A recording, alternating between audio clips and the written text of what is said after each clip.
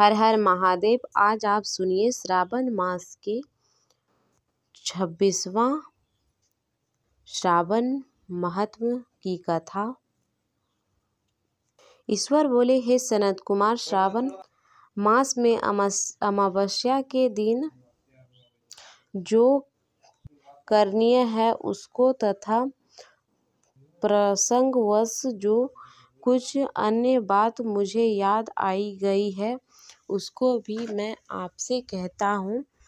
पूर्व काल में अनेक प्रकार के महान बल तथा पराक्रम वाले, जगत का विध्वंस करने वाले तथा देवताओं को उत्पीड़न करने वाले दृष्ट दैत्यों के साथ मेरा अनेक युद्ध हुआ। मैंने शुभ वृषभ अर्थात नंदी पर आरूढ़ होकर संग्राम किए, किंतु महाशक्तिशाली तथा महापराक्रमी उस वृष ने मुझको नहीं छोड़ा। अंधकासुर के साथ युद्ध में तो नंदी का शरीर विदीर्ण हो गया था, उसकी त्वचा कट गई, शरीर से रक्त बहने लगा और उसके प्राण मात्र बचे रह गए। फिर भी जब तक मैंने उस दुष्ट का संहार नहीं किया, तब तक वह नंदी धैर्य धारण कर मेरे वहन करता रहा। उसकी इस दशा को मैंने जान लिया था। उसके बाद उस अंधक का वध करके मैंने प्रसन्न होकर नंदी से कहा, हे वत्स, मैंने तुम्हारे इस कृत्य से प्रसन्न हूँ। वर मांगो, तुम्हारे घाव ठीक हो जाएंगे, तुम बलवान हो जाओगे और तुम्हारा पराक्रम तथा रूप पहले से भी बढ़ जाएगा। इसके अतिरिक्त तुम जो वर मांगोगे उसे मैं तुम्हें अवश्य दूंगा। नंदिकेश्वर बोले, हे देवेश, हे महेश्वर, मेरी कोई याचना नहीं है। आप मुझे पर प्रसन्न हैं तो फिर इससे बढ़कर क्या वैभव हो सकता है। यद्यपि हे भगवान, आज श्रावण मास की अमावस्या है जिसमें आप मुझ पर प्रसन्न हुए हैं। इस तिथि में गाय सहित उत्तम मिट्टी से निर्मित वृषभों की पूजा करनी चाहिए। आज अमावस्या के दिन जन्म लेना कामधेनु तुल्य होता है, अतः इस तिथि में वर प्रदान करे कि यह अमावस्या वांछित फल देने वाली हो। आज के दिन भक्ति पूर्वक प्रत्येक वृषभों तथा गाय की पूजा करनी चाहिए। गेरू आदि धातुओं से प्रयत्न पूर्व उन्हें भूषित करना चाहिए।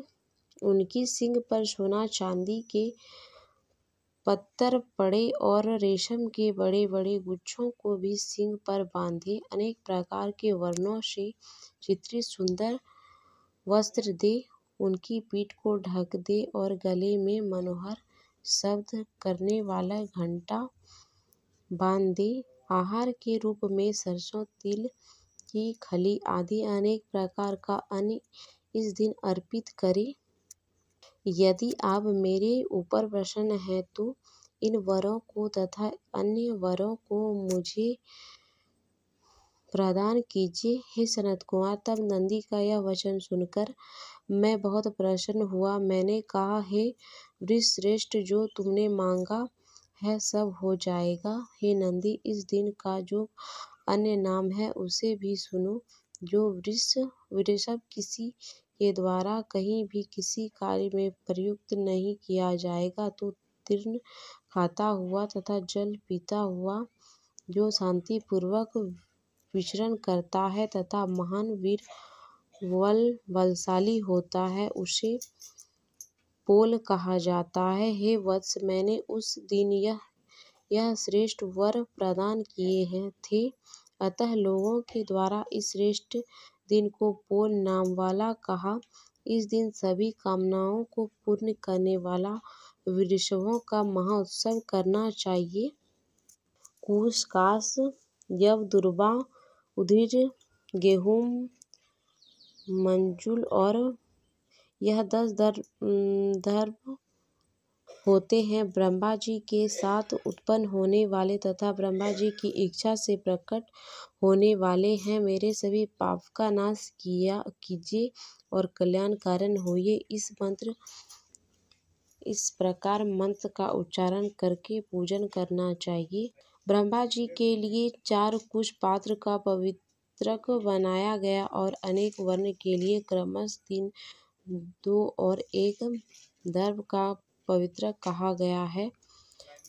देव कर्म तथा पितृ कर्म यह सब दर्भ के अधीन है। उस प्रकार दर्भ को श्रावण मास की अमावस्या के दिन उखाड़ना चाहिए। इसने इनकी पवित्रता बनी रहती है। श्रावण मास के अमावस्या का वर्णन क्या किया जाए। हे सनत कुमार, श्रावण मास की अमावस्या के दिन जो कृत्य होता है उसे मैंने कह दिया। श्रावण मास में और भी जो करनी है उसे भी मैं आपसे कहता हूँ। श्रावण मास का 26वां अध्याय समाप्त हुआ।